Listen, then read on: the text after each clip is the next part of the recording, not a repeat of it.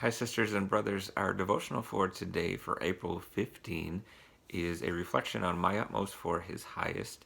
These devotionals are written by Oswald Chambers, and you can always find a link to the daily devotionals at utmost.org. And today it talks about the failure to pay close attention, and it uses the example of King Asa from the Old Testament. Just focusing on one particular verse coming from 2 Chronicles 15, verse 17. Although he did not remove the high places from Israel, Asa's heart was fully committed to the Lord all his life.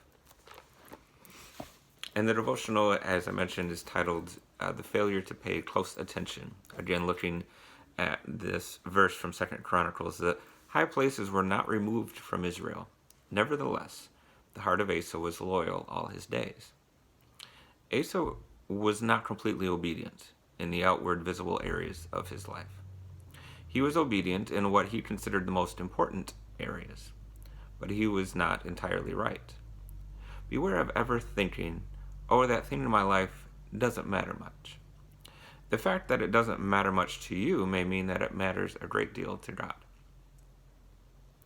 Nothing should be considered a trivial matter by a child of God. How much longer are we going to prevent God from teaching us even one thing? But he keeps trying to teach us, and he never loses patience. You say, I know I am right with God, yet the high places still remain in your life. There is still an area of disobedience. Do you protest that your heart is right with God, and yet there is something in your life he causes you to doubt? Whenever God causes a doubt about something, stop it immediately, no matter what it may be. Nothing in our lives is a mere insignificant detail to God. Are there some things regarding your physical or intellectual life to which you have been paying no attention at all? If so, you may think you are all correct in the important areas, but you are careless. You are failing to concentrate or to focus properly. You no more need a day off from spiritual concentration on matters in your life than your heart needs a day off from beating. As you cannot take a day off morally and remain moral, neither can you take a day off spiritually and remain spiritual.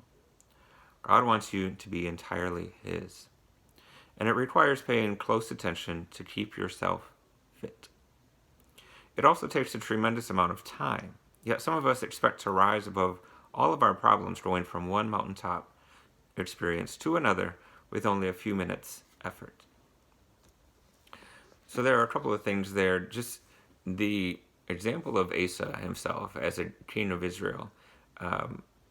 It's interesting as we read the verse that it says the high places were not removed from Israel, but the heart of Asa was loyal all his days. And it would seem to be a contradiction, right? How could his heart be loyal all of his days? And yet he would overlook this detail. Because as we come to find out later in the Old Testament and even in the very next chapter, what it meant that Asa neglected the high places. We can continue to do good and still have faults and flaws with our approach. And it's, especially as we read about the people in the Bible, none of them are above reproach and above fault. Jesus is the only person who lived without sin and was completely obedient to the will of his Father. Everyone else, there are good things and there are things that we can learn from about what they didn't do well. And, in reference to the high places, at this point in time in Israel's history, they had been having a problem where they were worshiping other gods. And so Asa had called Israel back to the right worship of God, but he still left some things unattended. And those things maybe didn't seem to impact him or how he was living right away. But they certainly did later. In fact, the very next chapter, Asa is confronted by a seer or a prophet about going to another king of another country for help rather than relying on the Lord. And when he was confronted, he became very angry. And he put the prophet in prison. And he is also mentioned as oppressing other people. So even in his attempt to do good, he still could have done more, should have done more. But he neglected some of those details.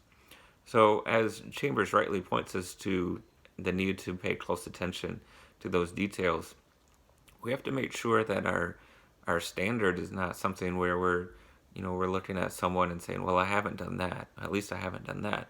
Because we know that Jesus in the Bible, he gives a couple of examples, and there are some who, would pray out loud and for attention, and it would seem to be a good thing. But then Jesus would point them to a person who's praying quietly and only for the purpose of communicating with God, and say, that's your example. And there are others who would give generously, and he would say, well, yes, but they have so much more they could give. Here's someone who is giving all that they have. So, our example and our way of measuring what we should be doing should always be in our right relationship with God. That we are paying attention to those things that God pays attention to. And just as Chambers says, we can't neglect this work and think that it's easy. We can't take a month off from listening to God and just fully expect to hear from Him when suddenly we're in distress. So I just want to encourage you with that today, that you would pay attention to the high places and even some of the quiet places in your life. That maybe you've had a nudge and maybe you're the only one who knows about that.